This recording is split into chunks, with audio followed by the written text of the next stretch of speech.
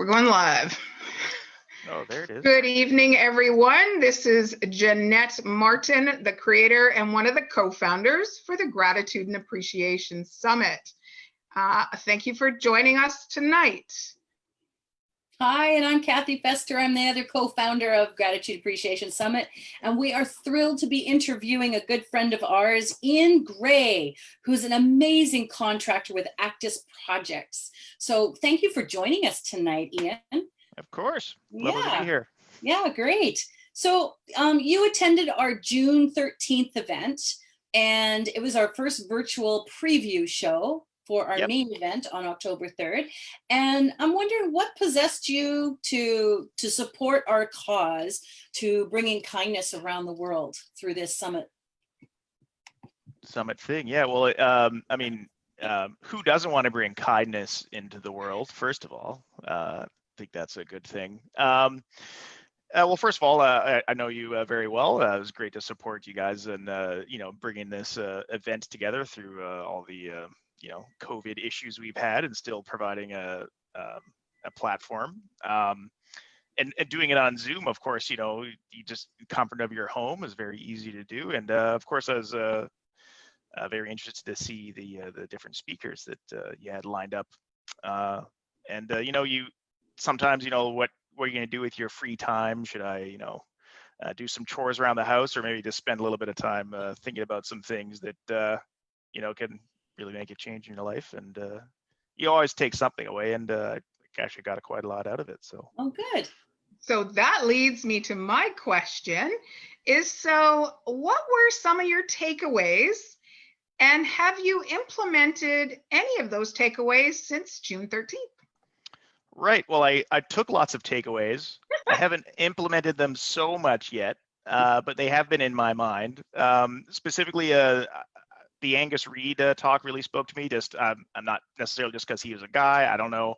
I think everyone's stories are different, but I really liked his take on things. And it was really surprising too to learn, how much gratitude and appreciation a coach was showing to football players. You don't really make that connection all the time.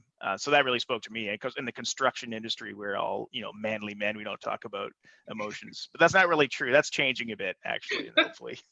I'll believe it when I see it. Yeah, totally. Yeah, exactly. So like the notes about like every week, like to his players, like, you guys are really really important to me, and I believe in you, and you can achieve all these things. That spoke to me a lot as a guy running a crew of carpenters and working with other trades and things. You can get caught up in everything that what people have done wrong. Like, that's wrong. That could have been faster. That could have been tighter. But it's good to also look at what's good about people. And I think I've always been bringing that to the table, but it's good to see other people with the same mindset who have achieved success, so that you're more confident with what you thought was the right path. And so that spoke to me a lot. I really liked his ideas about his emails to his children as well, so they can isn't that a neat idea? History. Can you imagine when those kids turn 18, or when he feels they're old enough to have the password to get in, and they're just reading? It's one moment the kids are going to be laughing, the next moment they're going to be crying. Oh gosh. It's going to be amazing. Yeah, well, amazing human connection that he just instills, like, with every breath he takes. He's just an amazing individual. No, and his passion really came through the Zoom window for sure. Like, no, that was a really good one. So that's I haven't implemented that yet. I did get my wife some flowers. Oh, good for you. Nice. And it just brought more attention to sort of focusing on what you appreciate in life. And, it's all about some perspective. It's all about bringing things to the forefront and creating a habit. And at this time that we're in right now, where there's a lot of detachment, it's so important to bring that up to the forefront and say thank you a lot. I love how Jeanette talks about not saying thanks, but saying thank you, and having some meaning behind it. And giving flowers to your wife. When's the last time you did that? Probably quite a while ago, right? Yeah. Yeah, quite a while. And we officially don't do presents, but I just I felt it. I was like, I'll take you some flowers. Oh, that's good. So what you were doing is what Cody Bateman talks about all the time, is you were on a prompting. And we actually have workshops that we do for Prompting Its Academy, where we learn how to act on our promptings so that you don't have those regrets later. And he talks about that in his book a lot too. And it's it's like I important. find you're driving along, dealing with like the whirlwind of your day-to-day insanity, and like something pops in your head. Like yesterday, I had a handmade mask for my parents that like looks pretty cool compared to the medical masks. Yeah.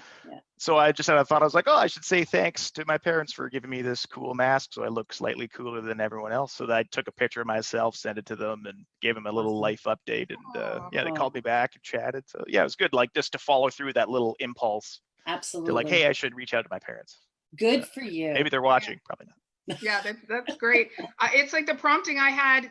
I was driving, with my sister on the weekend. We were going on this beautiful country drive and came to a stop sign, and there was a group of people painting a fence, and they were doing like an amazing job, and they're making where I live look more beautiful. And I rolled down the window and said, "Oh my gosh, you guys are rocking it! It looks beautiful. Thank you for making our countryside look gorgeous." And first of all, they looked at me, probably were like, "What?" And they went, "Yeah," and they gave me the thumbs up, and they went on painting. And it's like, I was prompted. I wanted to say thank you, because your fences can look really yucky unless you take care of them. It's like ourselves. If we don't say thank you to each other, we're not taking care of ourselves. Yeah, like ships passing in the night. When I don't have the best diet, I go to fast food establishments frequently, and I always ask when they. You get to the front of the counter, they're just ready to like receive the order. And I'm just like, hey, how you doing today? And they're like, oh, I'm fine. What do you want to eat? Like, well, the triple cheeseburger, please. But there's always a little look of shock in their eye. They're like, what? Why do you care? I'm like, oh, you're a person. Yeah. It makes a world of difference in someone's life too. Yeah. Totally. Yeah, absolutely. Yeah, totally. Absolutely. Cool. Well, thank you very much for joining us tonight. Of course. Really appreciate your takeaways and your wisdom, and keep working on those promptings, right? We'll do follow through. It always comes back, and we appreciate your support. And for those of you that are listening to this live, or if you're listening for the replay, please leave some comments and your takeaways as well, because we'd love to hear back from all of you as we move forward for our big event on October 3rd. So thanks very much from all of us. And Ian, we have a tradition. You want to share it a little bit, Jeanette? Okay, are we ready? First of all, you take your right hand, get your right hand up. Then you take your left hand up. Oh. Then you do one of these. Right. Oh. 1, 2, 3. Have a great night, everyone. Have a great night, See you next Thursday for another episode of Thankful Thursday Reflections, as we interview people that went to the summit or people that are going to be involved in the summit on October the 3rd. Bye-bye, everybody.